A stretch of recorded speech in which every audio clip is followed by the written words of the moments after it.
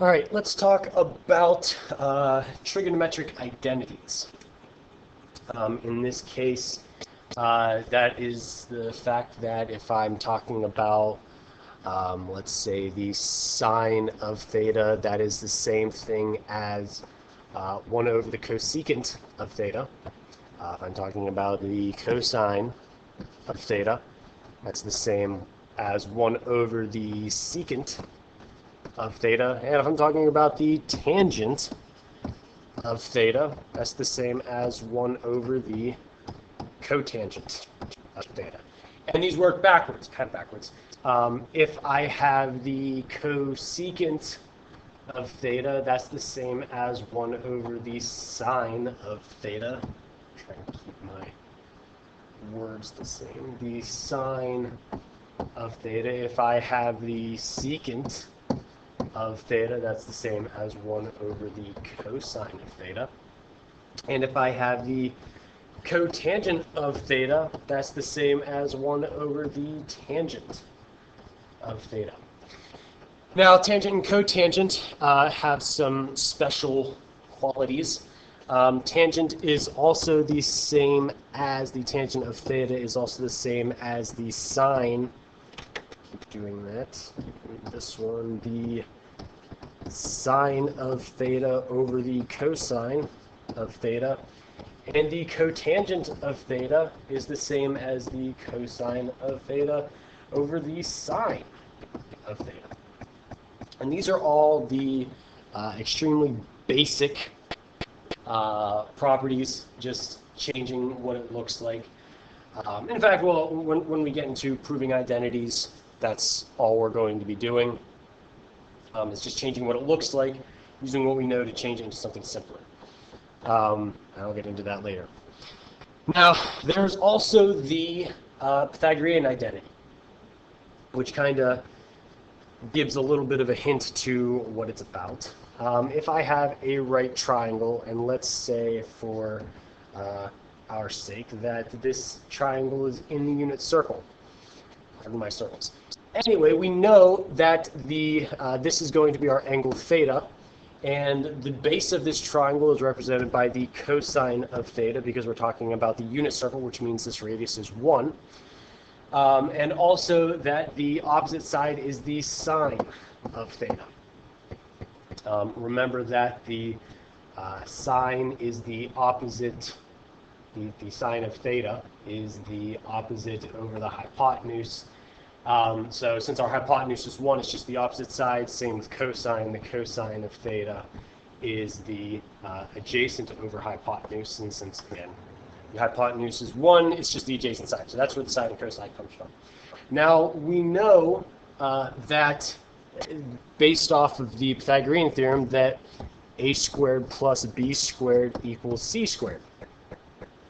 Now, if we're talking about a triangle in the unit circle, we can say that the cosine squared of theta plus the sine squared of theta is 1 squared.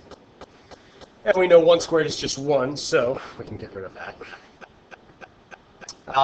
Now, this might seem strange to you that the cosine is before the theta.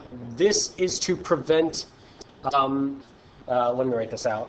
The cosine squared of theta is the same as the cosine of theta squared. It does not equal the cosine of theta squared. That's why they rewrote it like this, so that to avoid that confusion. So I'm just going to erase this altogether. The cosine squared of theta is the same thing as the whole thing squared. Same with cosine, same with tangent, same with all the other ones. So if we go to another page, and let's say that we're talking, we can use this cosine squared of theta plus the sine squared of theta equals 1 to get actually 2 more properties. So this is one of them. Now what we can do is we can, let's divide everything by cosine. So or cosine squared of theta. Cosine squared of theta, divide this by the cosine squared of theta, and divide this by the cosine squared of theta.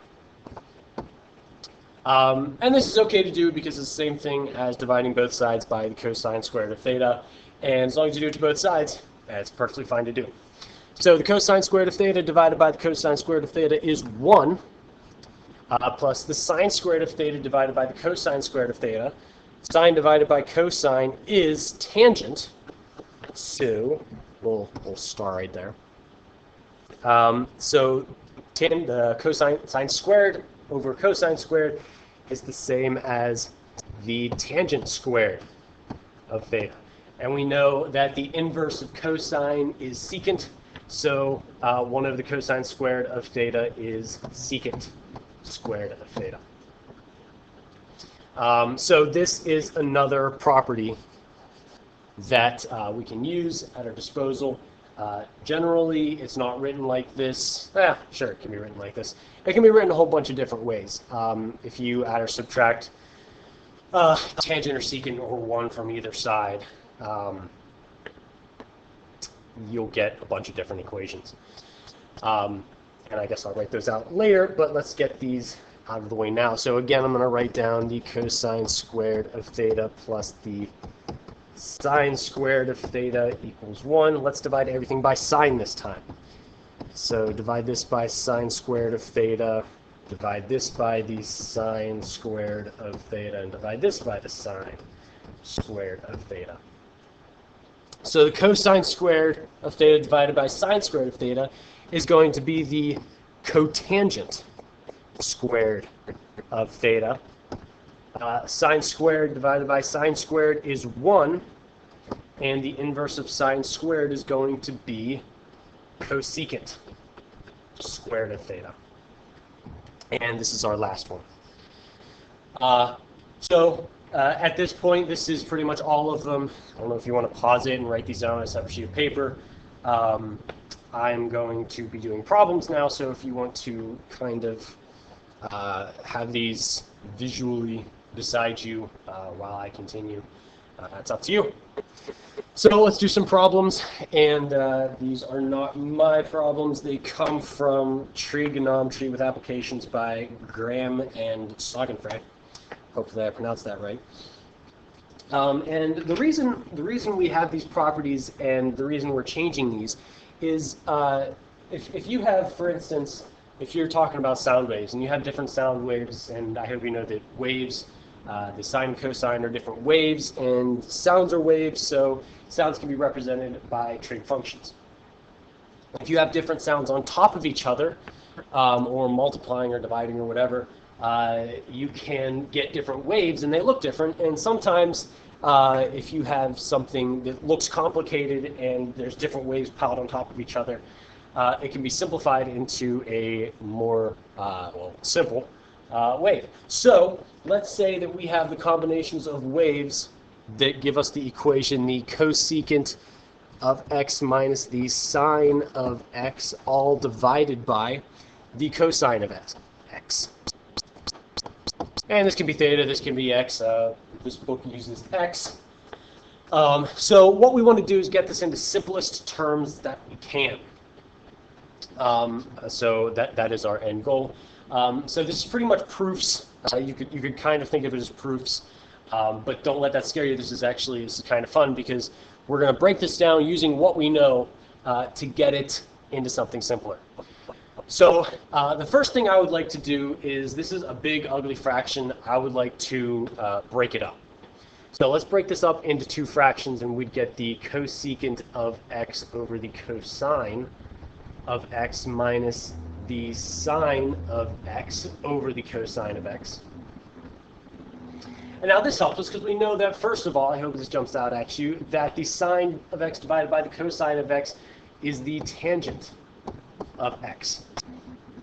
Now the cosecant of x divided by the cosine of x, I'm not really sure what that is, but I do know that the cosecant of x is the inverse of the sine. So this is going to be, I'm going to write this out, 1 over the sine of x divided by the cosine of x.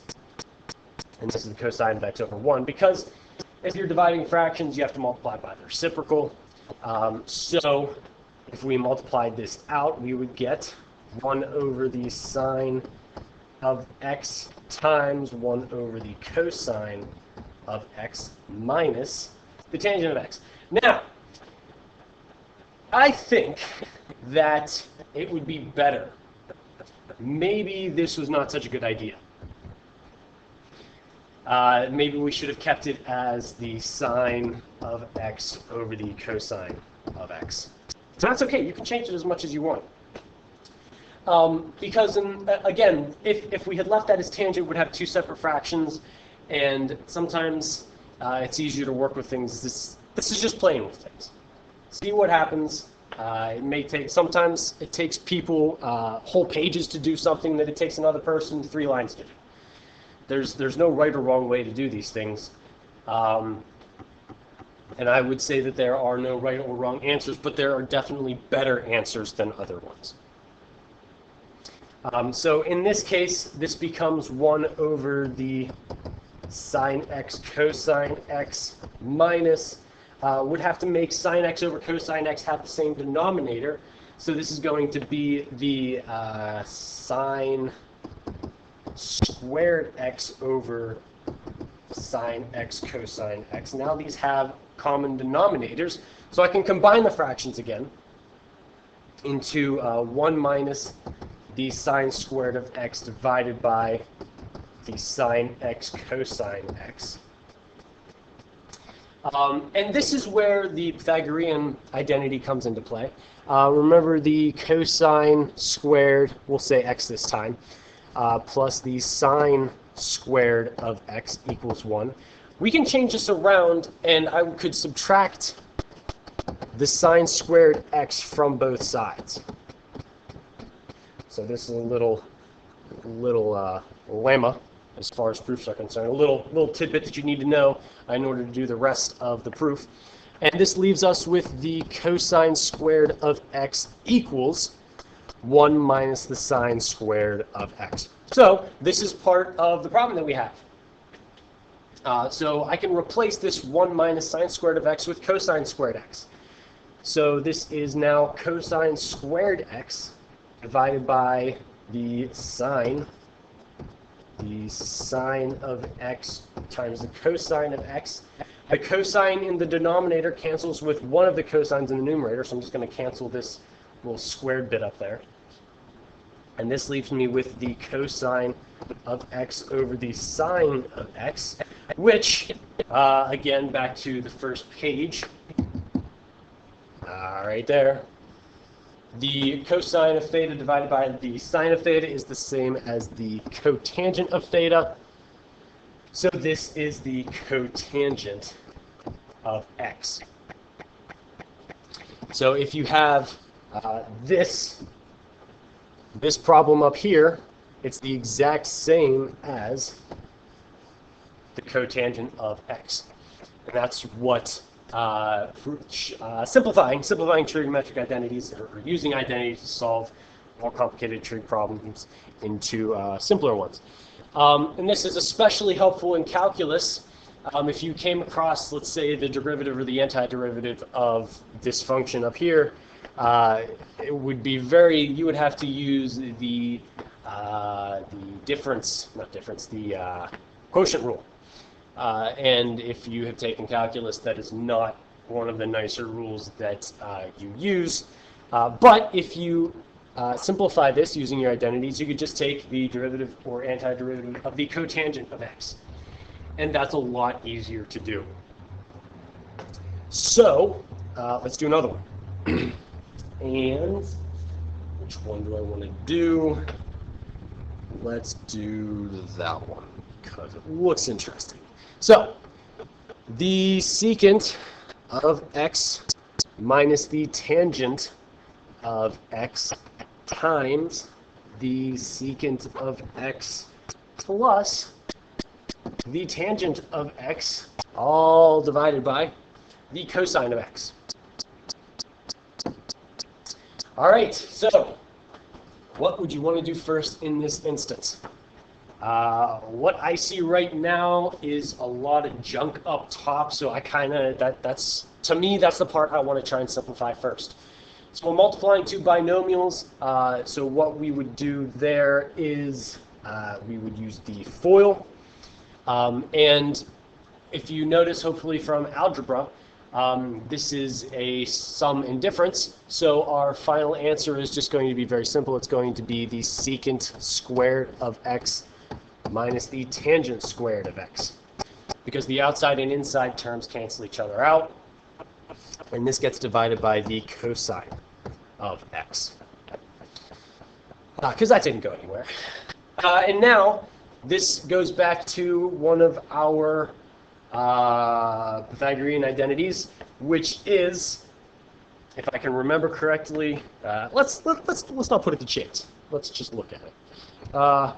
So this is this one, the tangent and secant.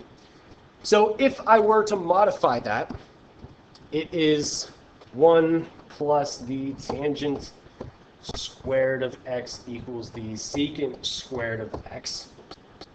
Well, I have secant minus tangent. Well, if I subtract tangent squared of x from both sides, that leaves me with 1 equals the secant squared of x minus the tangent squared of x. Well, hey, that's exactly what we have. So we can replace the numerator with just a 1. Easy enough. The denominator stays the same because we still haven't done anything with it. But we also know that the inverse of the cosine function is the secant. So this whole big ugly problem up here is just the same as the secant of x. I should put that in green because it's the right answer. Yay, Christmas colors. Try that again. Green is the color that I want. There you go.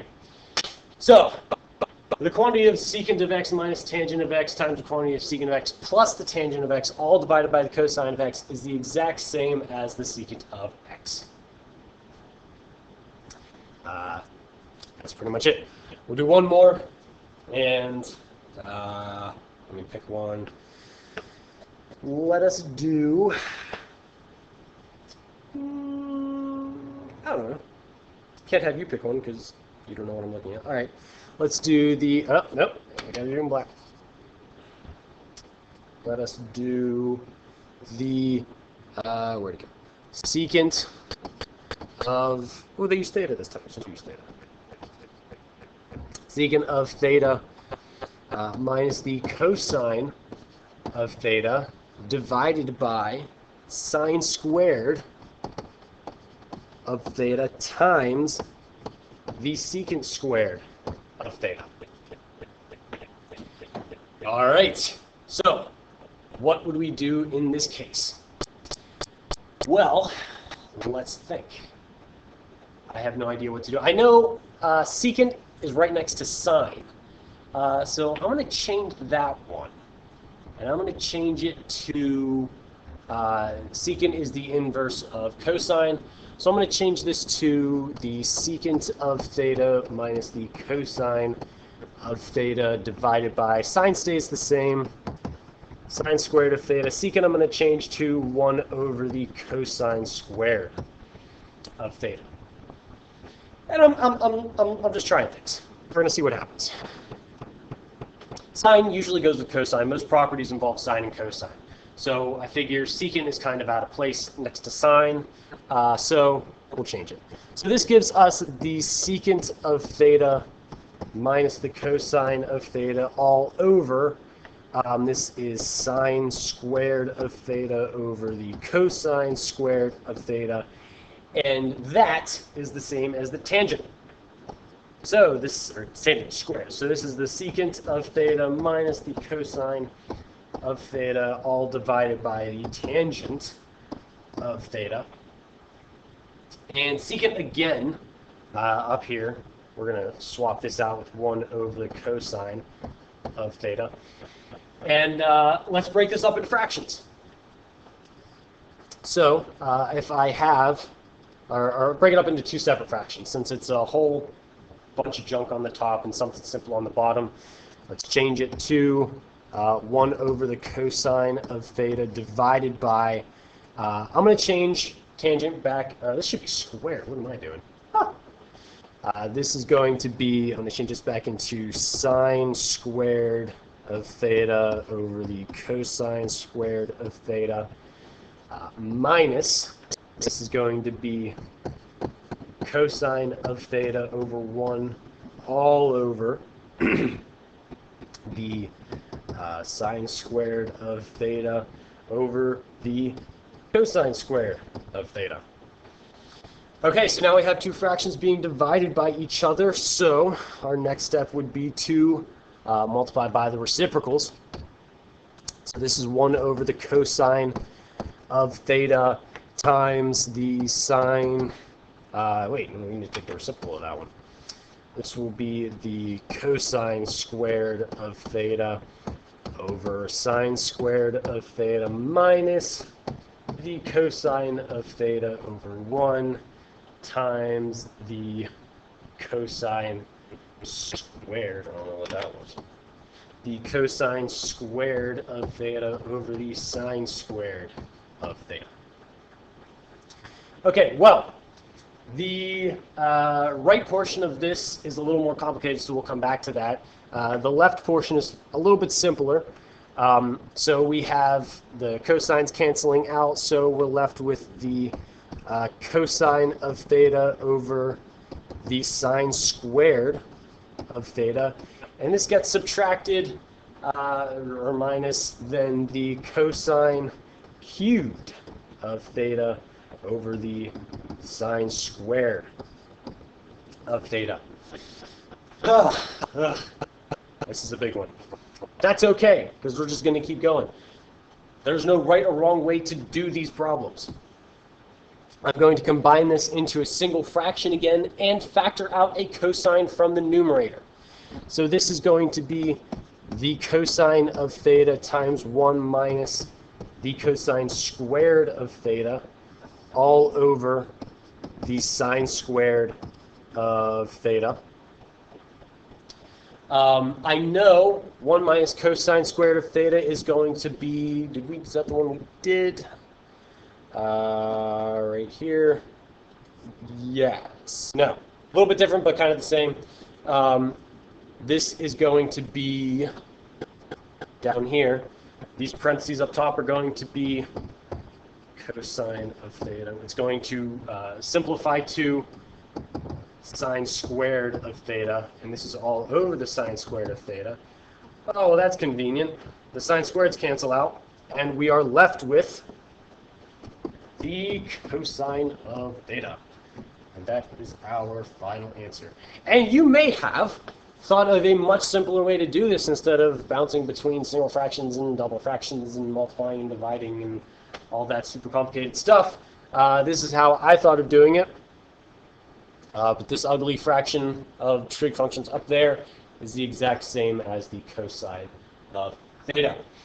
So that is a brief introduction to trig functions and using identities to simplify trig expressions. And you can use this sometimes. There will be, in fact, let's do one more. Sometimes they have an answer that they want you to get. Where are they? In the book somewhere. Sometimes they will have things instead of just leaving it open-ended. I swear I just saw these, but they're not in there. Instead of leaving it open-ended, they will give you something that they want you to get to. Say like that these two, instead of having it blank like this, they would have it prove that this equals, oh, that's not good. Hang on. They would say prove that this equals the cosine of theta. And it's the exact same process. Instead of saying just simplify it, they'll say prove. And it's the exact same thing. But yeah, so just don't be scared if you see that. They're just telling you what you're getting to. And sometimes this is easier because it kind of gives you an idea of how you want to go about simplifying it. But yeah, that's that. Hope it helped.